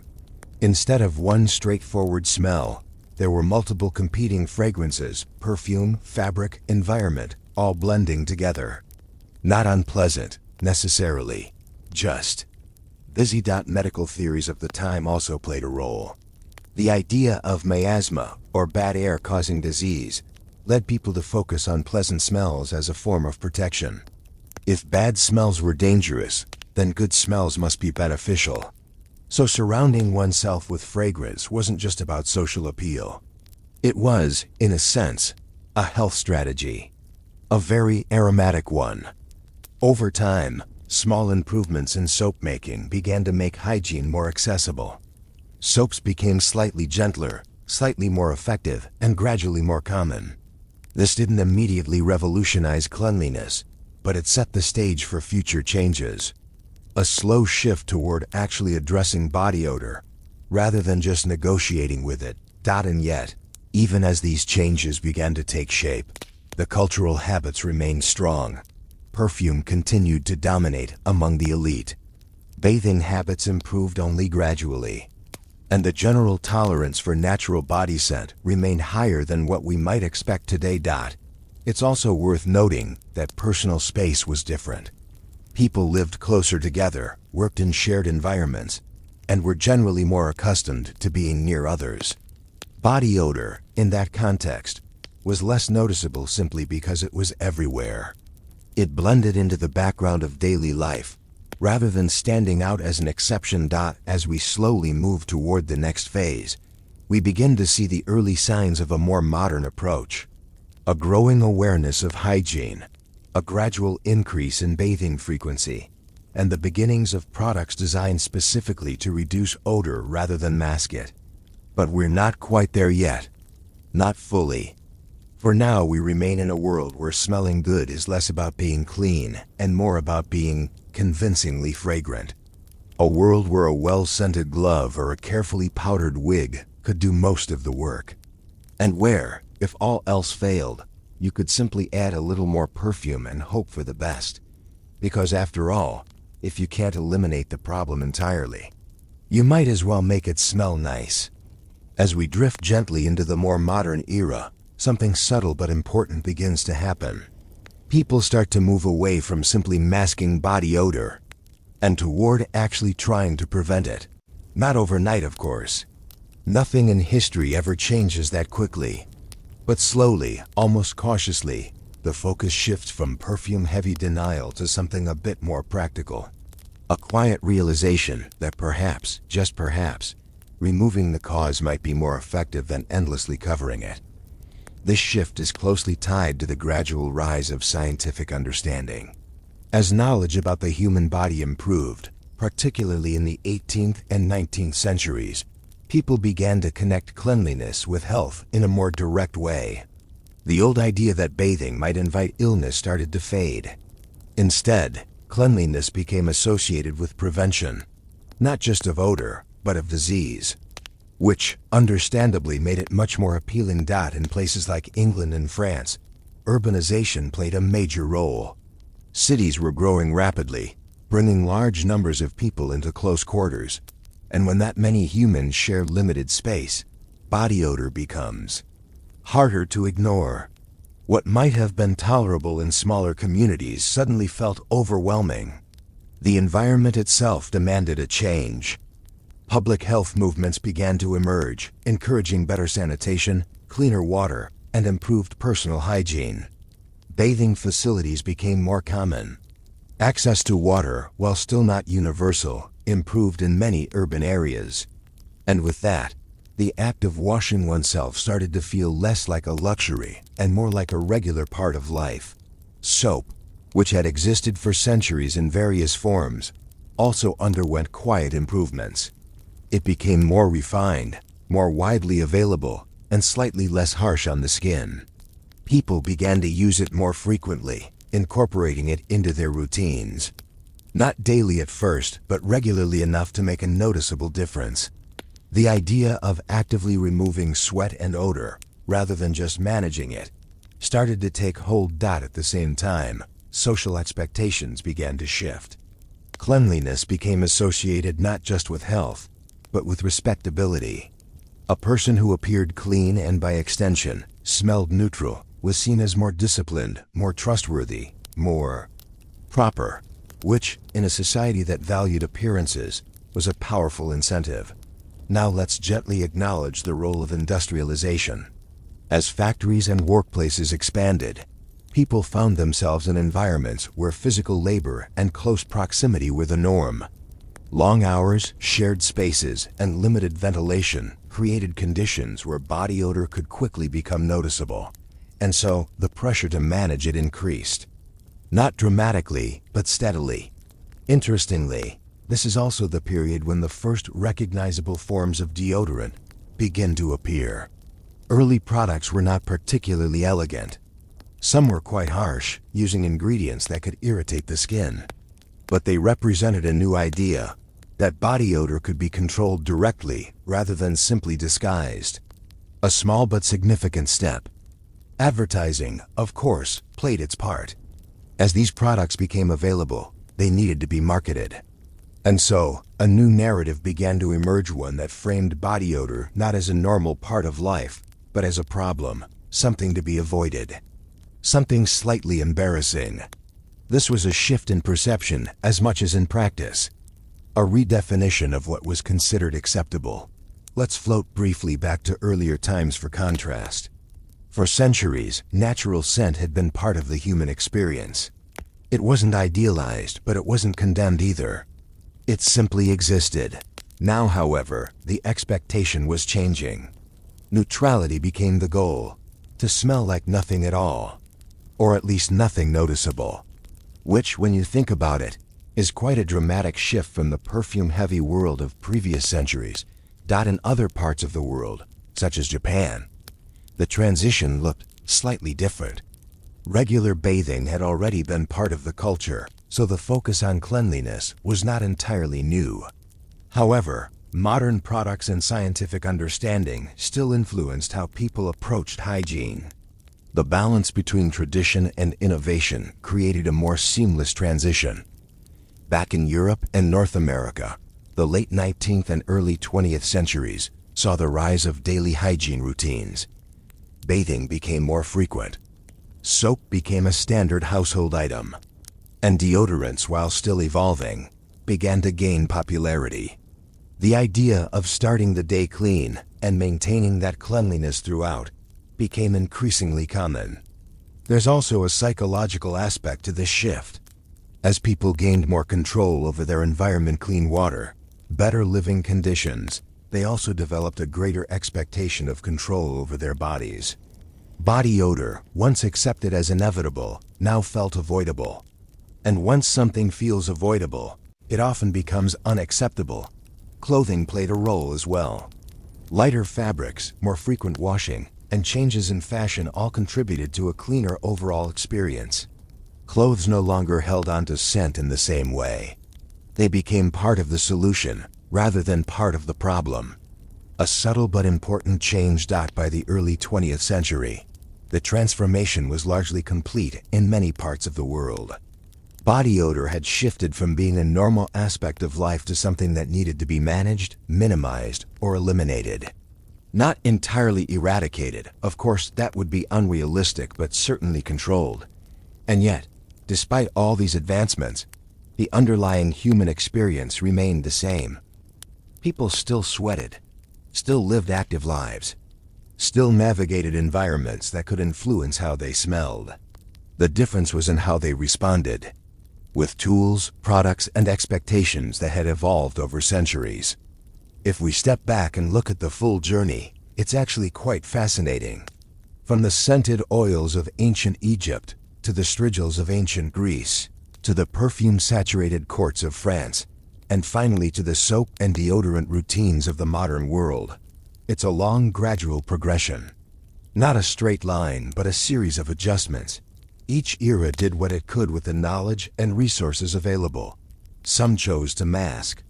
Some chose to manage. And eventually, people began to understand how to prevent. It's less a story of sudden innovation and more a story of quiet adaptation. And as we gently come to the end of this topic, there's a small, slightly amusing thought to carry with you. For most of human history, smelling a bit like a human was perfectly normal. No one panicked. No one reached for emergency deodorant. They simply existed, surrounded by the natural sense of life. So the next time you catch a faint hint of sweat after a long day, you might take a moment to appreciate just how far things have come. Not in a dramatic, life-changing way, but in a quiet, everyday sense. A small victory in the long, ongoing effort to stay just a little bit fresher than our ancestors. And with that, we can gently let the topic fade. Much like the scent of a very well-applied perfume.